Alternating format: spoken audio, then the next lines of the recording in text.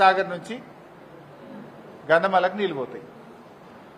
ఏమంటాడు రేవంత్ రెడ్డి? కాళేశ్వరం కుప్పకూలింది అంటాడు, అయిపోయింది కాళేశ్వరం అంటాడు. మరి కాళేశ్వరం లేకపోతే గంధమలకు నీళ్ళు ఎట్లా పోతాయి? ఇలా పోయిండు, ఆడికి పోయిండు. ఏది భువనగిరి జిల్లా, యాదాద్రి జిల్లాకు పోయి బీఆర్ఎస్ ప్రభుత్వం కాళేశ్వరంలో భాగంగా రూపొందించిన గంధమల్లకు ఇలా కొబ్బరికాయ కొడుతుంది.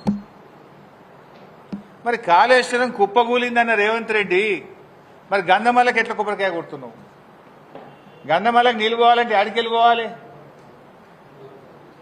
మల్లన్న సార్కి ఎడికెళ్ళి వస్తాయి, రంగనాయక్ సార్కి ఎడికెళ్ళి వస్తాయి, మిడ్ మానేర్కెళ్ళి ఎడికెళ్ళి వస్తాయి, ఎల్లంపల్లికి వెళ్ళి వస్తాయి. ఇదంతా కాళేశ్వరం కాదు ఇది. మరి కాళేశ్వరం కుప్పగూలింది, 1,00,000 కోట్లు పోయినాయని రోజు పొద్దుగా లేస్తే వల్ల వేస్తావు కదా. మరి కాళేశ్వరమే కూలిపోతే గంధమలకు నీళ్ళు ఎక్కడియో రేవంత్ రెడ్డి చెప్పాలి ఇవాళ సమాధానం. అంటే నువ్వు చెప్పేదన్నా అబద్ధం కావాలి. నువ్వు ఇంతకాలం చెప్పేది అబద్ధమో అని స్పష్టంగా అర్థమవుతుంది. కాళేశ్వరం అంతా ఇంటాక్ట్ ఉన్నది కనుకనే, గంధమల్లకు నీళ్ళు వస్తాయి కనుకనే నువ్వు ఇలా గంధమల్లకు కొబ్బరికాయ కొడుతున్నావు. అంటే నువ్వు ఇంతకాలం చెప్పిందంతా కాళేశ్వరం కూలింది, కుప్ప కూలింది అని నువ్వు మాట్లాడేదంతా అబద్ధము, గోబల్సు, తప్పుడు ప్రచారం చేసినావు. అదే కాళేశ్వరంకు ప్రాజెక్టులో భాగంగా ఉన్న మల్లన్న సాగర్ నుంచి హైదరాబాద్కు 30 టీఎంసీలు తీసుకుపోతా అంటాడు. మూసి సుందరీకరణ చేస్తా, మల్లన్న సాగర్ నీళ్లు తీసుకుపోయి కాళేశ్వరం నీళ్లు తీసుకుపోయి మూసీలో పోస్తా అంటాడు. మరి కాళేశ్వరం నీళ్లు మూసీలో పోస్తా అంటావు, హైదరాబాద్ తీసుకుపోతా అంటావు. కాళేశ్వరం నీళ్లతోని గంధమల్లకి ఇలా కొబ్బరికాయ కొడతావు, ఇంకో దిక్కేమో కాళేశ్వరం కూలిందంటావు. ఇది అంతా కూడా రాజకీయాల కోసం రేవంత్ రెడ్డి మాట్లాడలే తప్ప ఆయన మాటల్లో నిజాయితీ లేదు. గోబల్స్ ప్రచారం కాంగ్రెస్ నాయకులు చేస్తుండ్రు. కాళేశ్వరం ఇంటాక్ట్ ఉన్నది, కేవలం 2 పిల్లర్లు వంగినాయి. నీకు చిత్తశుద్ధి ఉంటే 3 నెలలు చేయొచ్చు దాన్ని. కానీ దానికి నువ్వు ఇలా కాళేశ్వరం కూలిందని ప్రజలను తప్పుదో పట్టించి రాజకీయంగా లబ్ధి పొందే ప్రయత్నం చేస్తున్నావు. నేను సూటిగా అడుగుతున్నా, నువ్వు కొబ్బరికాయ కొట్టే గంధమల్లకొచ్చే నీళ్లు కాళేశ్వరం నీళ్ళ కావా చెప్పు ఫస్ట్. కాళేశ్వరం నీళ్ళు వస్తాయా? ఏ నీళ్ళు వస్తాయి? గాలికెళ్ళి వస్తాయా? కాళేశ్వరం నీళ్ళే వస్తే కాళేశ్వరం కూలిందన్న నువ్వు మరి కాళేశ్వరం నీళ్లతో గంధమల్లకు కొబ్బరికాయ ఎట్లా కొట్టినావు? హైదరాబాద్లో మూసీకి నీళ్ళు తెస్తా అంటున్నావు. నేను సూటిగా అడుగుతున్నా, మూసీకి పోయే నీళ్లు కాళేశ్వరం నీళ్ళ కావా? మరి కాళేశ్వరం కూలిందన్నో కాళేశ్వరం నీళ్లు మూసీకి ఎట్లా తీసుకుపోతాను కొబ్బరికాయ కొడుతున్నావు? అంటే నువ్వు అబద్దాలు మాట్లాడినావు, గోబల్స్ ప్రచారం చేసినావు అనే విషయం రాష్ట్ర ప్రజలు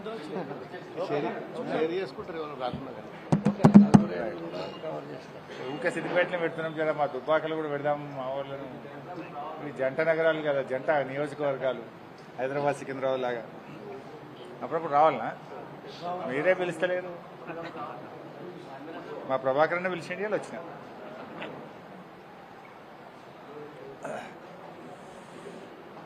రాష్ట్ర ప్రభుత్వం నిన్న కేబినెట్ మీటింగ్ పెట్టి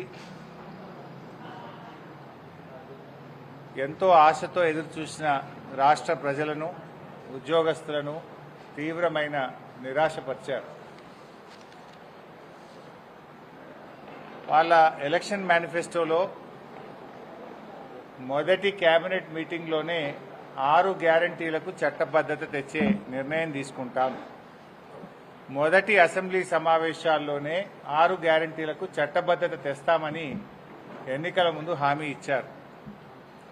కానీ ఈ రోజు వరకు 6 గ్యారంటీల ఊసే ఎత్తలేరు. ఏది 6 గ్యారంటీలకు చట్టబద్ధత ఏమైంది నేను అడుగుతా ఉన్నా. ఇవాళ గాలి మోటార్ల తిరుగుడు, గాలి మాటలు మాట్లాడు తప్ప ఈ ప్రభుత్వానికి చిత్తశుద్ధి కరువైపోయింది. అన్ని గోబల్స్ ప్రచారానికి పాల్పడతా ఉన్నారు. ఈరోజు ఉద్యోగస్తుల విషయంలో కాంగ్రెస్ పార్టీ తన ఎలక్షన్ మేనిఫెస్టోలో అనేక హామీలు ఇచ్చింది. వచ్చిన 100 రోజుల్లో ఉద్యోగస్తుల ఎరియర్స్ అన్ని రిలీజ్ చేస్తామని, పీఆర్సీ అమల్లోకి తెస్తామని, సత్వరమే డిఏలు చెల్లిస్తామని ఆ రోజు ఉద్యోగులను ఎన్నికల ముందు ఊరించారు. ఎన్నికల తర్వాత నిన్నటి కేబినెట్ మీటింగ్తో ఉసూరు మనిపించారు. ఎన్నికల ముందు ఊరించడం, అధికారంలోకి వచ్చిన తర్వాత ఉద్యోగస్తులను ఉసూరు మనిపించడం. ఇది కాంగ్రెస్ యొక్క నీతి. నిన్నేం చెప్పిండ్రు? ఒక్క డిఏ ఇస్తాం, దానికి ఎన్ని కథలు.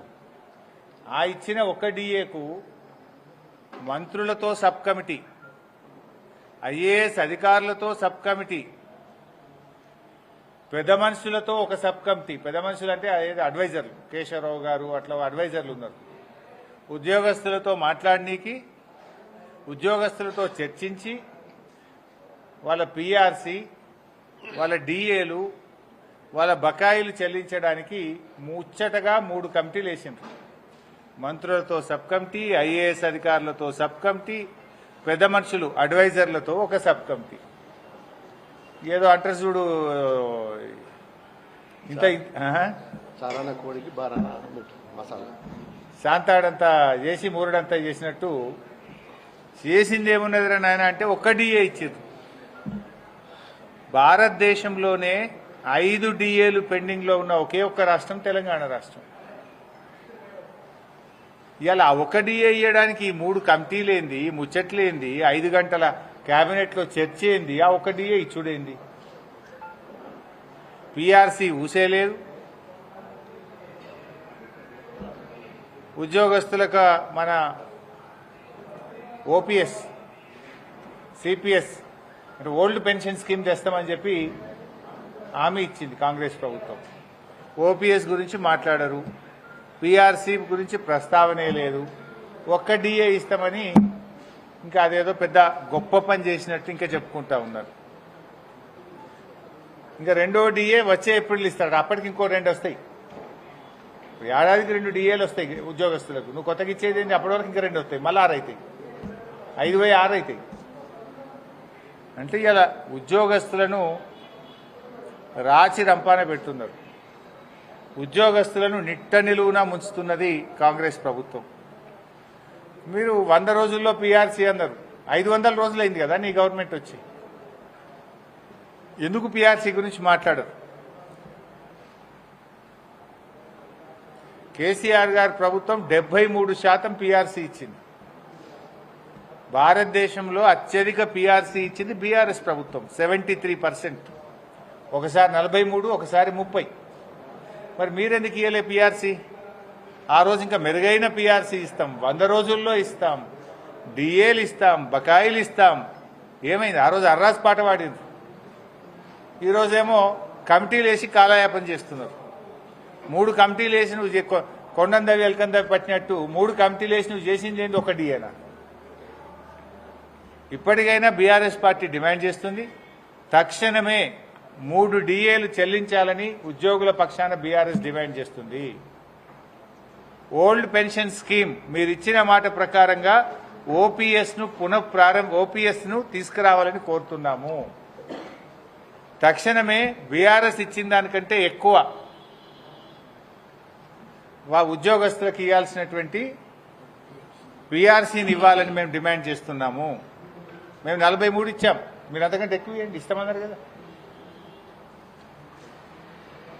ఇలా ఉద్యోగస్తుల్ని ఏసీబీ కేసులు పెట్టి విజిలెన్స్ దాడులతోని రాచి రంపాన పెడుతున్నారు ఉద్యోగస్తులను, భయభ్రాంతులకు లోన్ చేస్తున్నారు ఉద్యోగస్తులను. ఇలా రాష్ట్రంలో అప్పులే